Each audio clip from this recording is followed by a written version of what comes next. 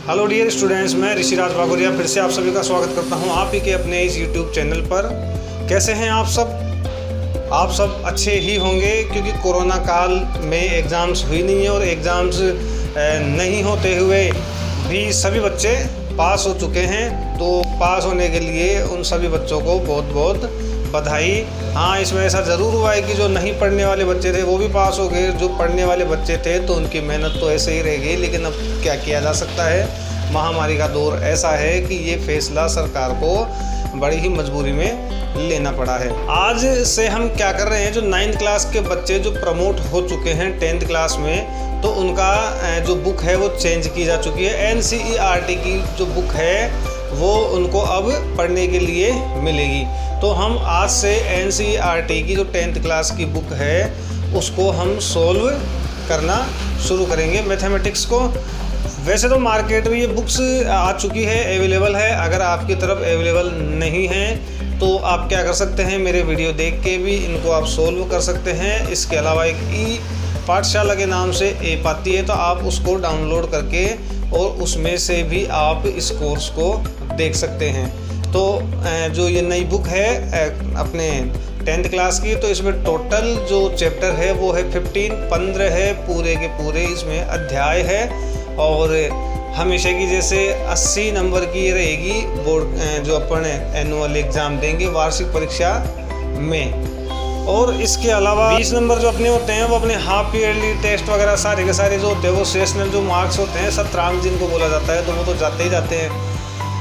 80 number अपने जो वार्षिक परीक्षा होती है उसके होते हैं।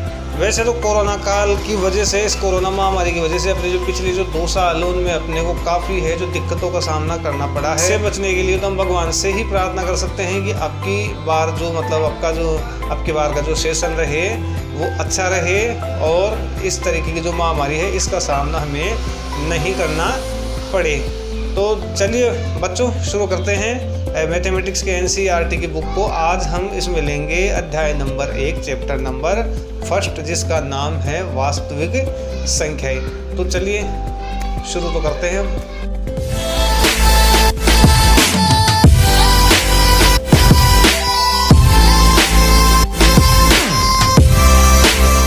तो स्टूडेंट, शुरू करते हैं हम अध्याय नंबर 1, कक्षा 10 की जो गणित की पाठ्य पुस्तक है, जो इस बार कोर्स चेंज हो चुका है, NCERT की ये बुक है।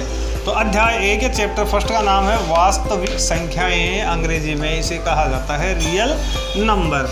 और एग्ज़ाम के हिसाब से ये 4 नंबर की प्रश्नावली है। 4 नंबर के जो प्रश्न हैं वो इस चैप्टर में से आते हैं। इसमें हम क्या क्या पढ़ते हैं, इसमें हम जानते हैं यूक्लिड विभाजन प्रमेयिका के बारे में, और हम यहाँ पर सीखते हैं HCF या में से ज्ञात करना, LCM या ले से ज्ञात करना, जो हम 2 तरीके से सीखते हैं, एक तो यूक्लिड विभाजन विधि और एक अभाज्य गुणनखंड विधि से। इसके अलावा हम इसमें सीखेंगे परिमेय संख्याओं का पुनर्वर्ण, जो थोड़ा बहुत हमने 9th क्लास में पढ़ा है। हालांकि 9th क्लास को आप पिछली बार बहुत ज़्यादा पढ़ नहीं पाए, लेकिन फिर भी इस चैप्टर को तो आपने पढ़ा होगा। तो इसके बारे में भी अगर आपने नहीं भी पढ़ा है तो इतना कोई मैटर नहीं करता, आराम से समझ में आएगा।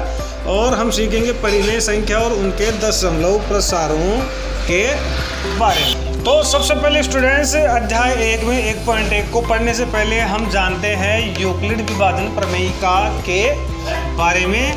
यूक्लिड एक गणितज्ञ का नाम है, तो उनके नाम से ये विभाजन प्रमेयिका, क्योंकि इन्होंने इसकी खोज की थी। क्या है ये, एक बार हम देख लेते हैं। A बराबर BQ प्लस R, जहाँ पर B R से बड़ा होता है हमेशा, और जो R है वो या तो 0 से बड़ा होता है या 0 के बराबर होता है। अब हम इसे समझते हैं। तो स्टूडेंट्स, यहाँ पर जो हमें A नज़र आ रहा है ये तो वास्तव में है भाज्य, बहुत आसानी से समझ में आएगा। जो B है ये है यहाँ पर भाजक, और जो Q है ये है अपने पास में भागफल, और जो R है ये है शेषफल। तो अगर इसे हम ऐसे बांट लें तो बीच में जो संख्या होती है भाज्य, जिसमें भाग दिया जाता है, जिसका भाग लगाया जाता है उसे कहते हैं भाजक। और जितनी बार भाग दिया जाता है तो ये होता है भागफल, और नीचे जो बचता है ये होता है शेषफल। तो हम कह सकते हैं कि जो भाज्य है वो क्या होता है, भाजक और भागफल के गुणनफल। और फिर हम इसमें जोड़ देते हैं शेषफल को हमेशा इसके बराबर होता है। और एक बात कि भाजक जो होता है वो हमेशा ही शेषफल से बड़ा होता है, क्योंकि अगर शेषफल अगर भाजक से बड़ा है तो भाग और देने की हमें ज़रूरत पड़ती है। दूसरी बात कि जो शेषफल होता है, शेषफल ये या तो जीरो हो जाता है, अगर मान लो पूरा पूरा भाग चला गया किसी भी संख्या का, भाजक का पूरा पूरा भाग जाने पर या तो जीरो बचेगा। अगर पूरा पूरा भाग नहीं जाता है तो भाजक से कोई छोटी संख्या बचेगी। मतलब जो शेषफल है वो या तो जीरो होता है और जीरो या जीरो से बड़ा होता है, लेकिन वो भाजक से बड़ा नहीं होता। तो ये तो है अपने पास में यूक्लिड विभाजन प्रमेय का। अब इससे हम क्या सीखेंगे, HCF ज्ञात करना या मैसे ज्ञात करना। तो स्टूडेंट्स, प्रश्नावली 1.1 का पहला प्रश्न है, निम्नलिखित संख्याओं का HCF या मैसे ज्ञात करने के लिए यूक्लिड विभाजन प्रमेय का प्रयोग कीजिए। जिसमें पहला प्रश्न अपने पास में 135 और 225। तो 135 और 225 का अपने को HCF ज्ञात करना है या मैसे ज्ञात करना है।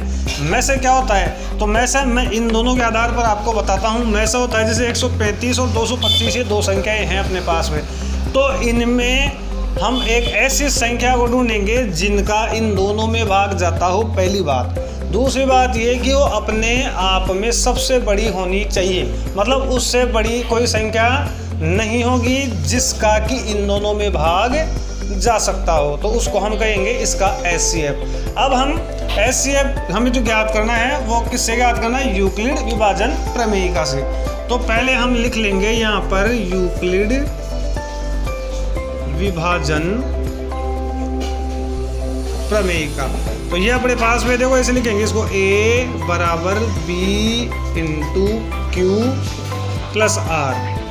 A बराबर B into Q plus R. इसमें A क्या होगा, B क्या होगा, Q क्या होगा और R क्या होगा, ये मैं आपको बताता हूँ। सबसे पहले हम क्या करेंगे, 135 और 225 में बड़ी संख्या को ढूंढेंगे। तो 225 बड़ी है 135 से, तो इसलिए हम क्या करेंगे, A के नीचे या भाज्य के नीचे हम लाएंगे 225 को यानी बड़ी संख्या को, B के नीचे हम लाएंगे छोटी संख्या यानी 135 को।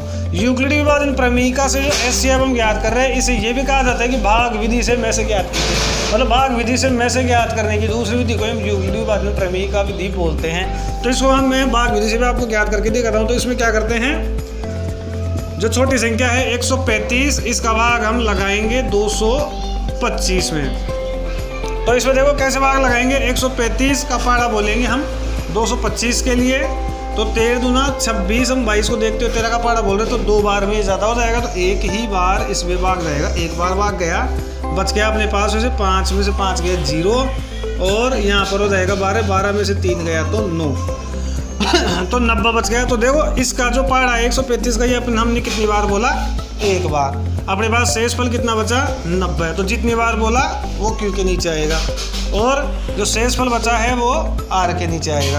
अब यहाँ पर हमें क्या करना है स्टूडेंट्स, कि जो R है वो अभी 0 से बड़ा है, मतलब R को हम क्या करेंगे, 0 के बराबर लाएंगे। कैसे लाएंगे, देखो ये जो 90 है इसका भाग हम लगाएंगे अब 135 में, 135 में।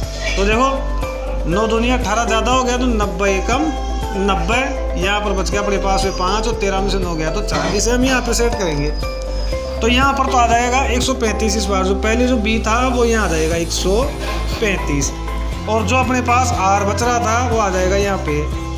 ये स्टेप नंबर 2 हो गई इसकी। और 90 का भाग हम लगा रहे हैं 135 में, कितनी बार जा रहा है, एक बार। बच रहा कितना अपने पास में, 45, तो 45 को हम ले आएंगे R के नीचे। तो अभी भी जो R है वो 0 से बड़ा है, तो इसलिए हम 90 को लाएंगे यहाँ पे, भाग किसका लगाएंगे, 45 का। तो देखो 45 का भाग हम 90 में लगाएंगे, तो 45 दूना 90 होता है, 2 बार गया भाग, और शेषफल बच गया 0। तो कितने बार गया भाग, 2 बार, और शेषफल बच रहा अपने पास में 0। तो देखो चूँकि या जब हम लिखेंगे यहाँ पर, जब B बराबर 45 है तो R बराबर 0 है, तो इसलिए जो HCF है या मैसे है वो क्या होगा, 45, यानी किसका भाग देने पर 0 आ रहा है, शेषफल 45 का भाग देने पर। तो इस प्रकार से इसके और भी आगे के जो दोनों प्रश्न हैं ये हो जाएंगे, मैं आपको करके दिखाता हूँ। फर्स्ट का सेकंड क्वेश्चन स्टूडेंट्स अपने पास में 196 और 38,220 का HCF या वैसे अपने को ज्ञात करना है यूक्लिड विभाजन प्रमेयिका से।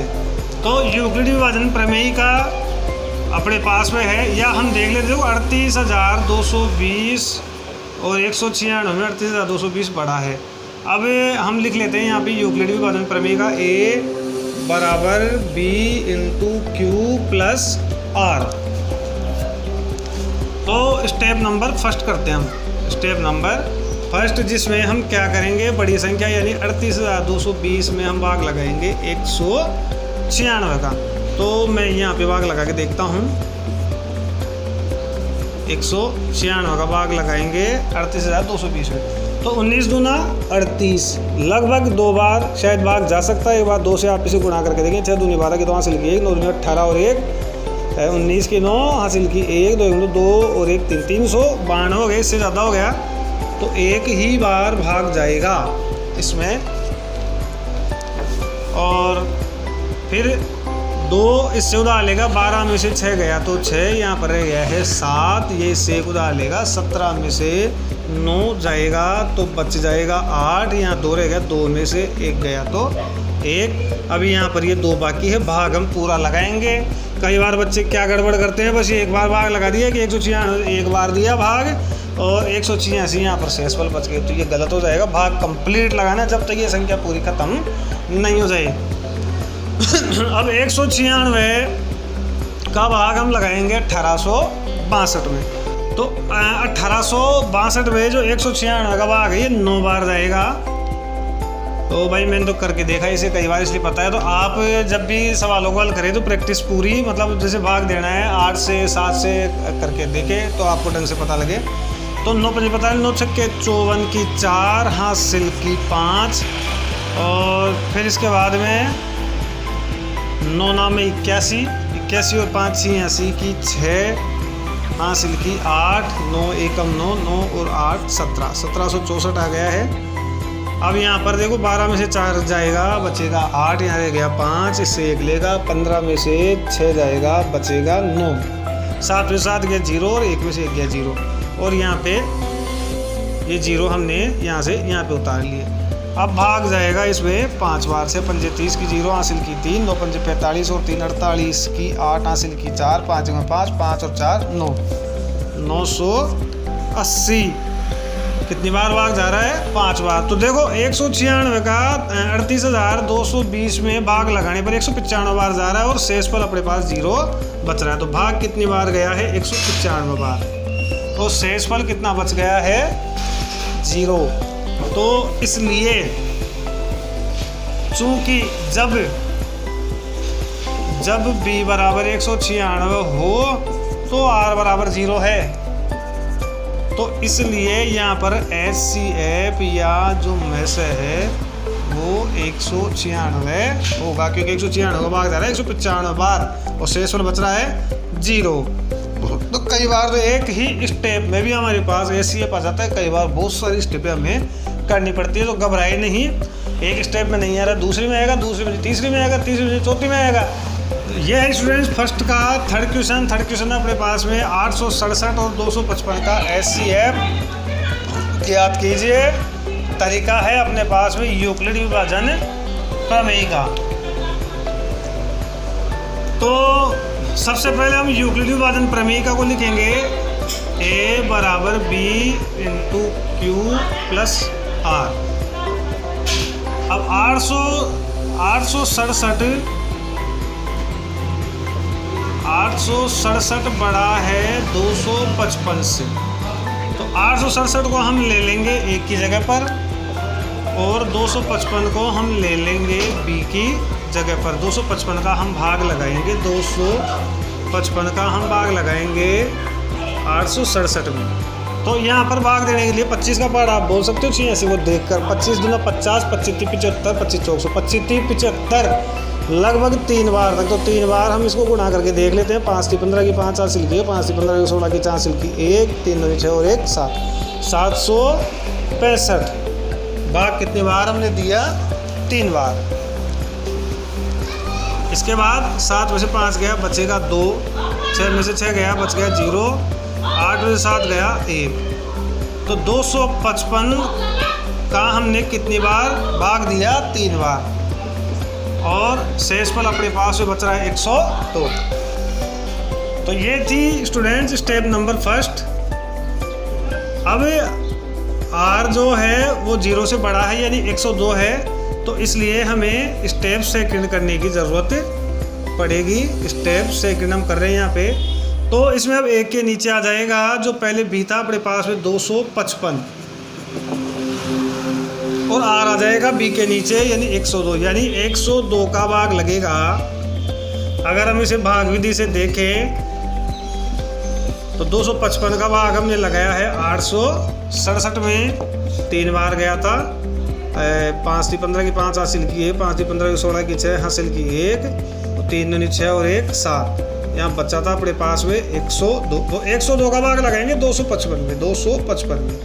तो 10 दूना 20, तो लगभग 2 बार चला जाएगा। 2 दूनी 4 और 10 दूना 20, 2 बार इसे भाग चला गया है। बच गया अपने पास में 1 और 5 51।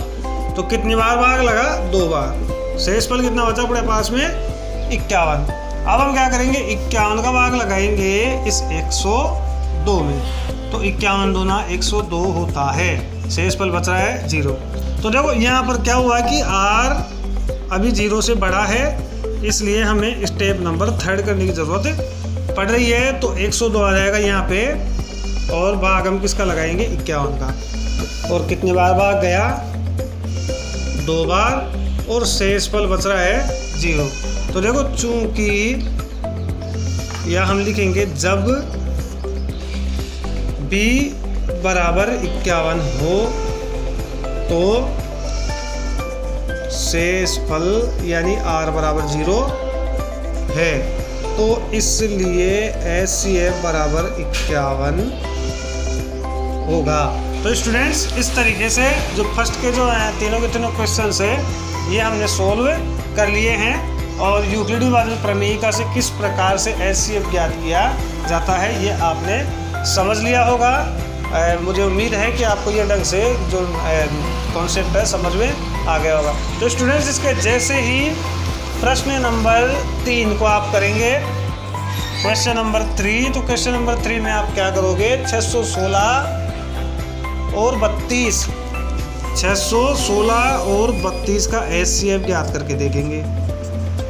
आप खुद निकालेंगे ये, और जैसा भी आपसे निकलता है तो उसके लिए आप कमेंट बॉक्स में अपना जो अनुभव है उसको शेयर जरूर करेंगे। तो हम करते हैं students question number 2। Question number 2 अपने पास में दर्शाइए कि कोई भी धनात्मक विषम पूर्णांक 6q+1, 6q+3 और 6q+5 के रूप का होता है जहाँ q कोई पूर्णांक है। तो देखिए हम यहाँ पर क्या लिखते हैं? माना वह धनात्मक विषम पूर्णांक बराबर a है। तो वो जो धनात्मक विषम पूर्णांक उसको हम मान लेते हैं कि वो a है। अब यहाँ पर देखो एक चीज़ है कि जो b की जगह पर अपने पास में है 6, तो हम यहाँ लिखेंगे चूंकि b बराबर 6 है, तो इसलिए इसमें r बराबर क्या क्या हो सकता है स्टूडेंट्स? 6 से छोटा r हो सकता है, वो या तो 0 के बराबर या 0 से बड़ा हो सकता है, लेकिन b से छोटा। तो b से छोटा क्या क्या होगा? देखो 0, 1, 2, 3, 4 और 5, यानी जो r है यानी शेष पहले ये हो सकता है या तो 0, या हो सकता है 1, या हो सकता है 2, या हो सकता है 3, या हो सकता है 4, या हो सकता है 5। तो इसलिए a क्या क्या हो सकता है? a बराबर हो सकता है 6q+0, या a बराबर हो सकता है 6q+1 यानी शेषफल 1, या a बराबर हो सकता है 6q+2, या a बराबर हो सकता है 6q+3, या a बराबर हो सकता है 6q+4, या a बराबर हो सकता है 6q+5। तो अब स्टूडेंट्स देखो इसमें देखने वाली क्या बात है, अगर मान लो ये q कोई भी पूर्णांक है, जैसे मान लेते हैं इसको ये 1 है या 2 है या 3 है, तो जैसे अगर पर इसको 2 मान लो, 6 दूनी 12, 12 में 0 जोड़ा तो क्या हो गया? 12। तो 12 एक कैसी संख्या है? सम संख्या। ऐसे ही 6 दूनी 12, 12 और 1 13, तो 13 कौन सी संख्या है? विषम संख्या। मतलब 6 का, अगर हम 6 का पहाड़ा बोलते हैं, 6 का कोई भी जो गुणज है वो एक सम संख्या होती है। तो सम संख्या में अगर 2, 4 यानी कोई सम संख्या ही जुड़ती है या कुछ नहीं जुड़ता है तो वो सम रहेगी। मतलब ये सम है, ये सम है, 2 जोड़ने पर भी सम है और 4 जोड़ने पर भी सम है। तो मतलब ये क्या है? विषम। ये क्या है? विषम। ये क्या है? विषम। तो अतः सिद्ध होता है कि कोई धनात्मक विषम पूर्णांक, यानी 6 जब भाजक को या 6 का भाग दिया जाए तो 6q + 1, 6q + 3 और 6q + 5 के रूप का होता है। तो स्टूडेंट्स, आज के लिए इतना ही। कैसा लगा आपको? जैसा भी आपको लगा तो आप कमेंट बॉक्स में ज़रूर लिखें। अगर वीडियो आपको पसंद आया है तो लाइक करें, अपने दोस्तों से शेयर करें और अच्छी कमेंटें करें, जिससे कि मेरा उत्साहवर्धन होता रहे। और अगर चैनल पर आप नए हैं तो सब्सक्राइब ज़रूर करें और बेल आइकन को भी प्रेस कर लें, ताकि कोई भी नया वीडियो जब भी आए तो आपको नोटिफिकेशन मिल जाए। तब तक के लिए धन्यवाद।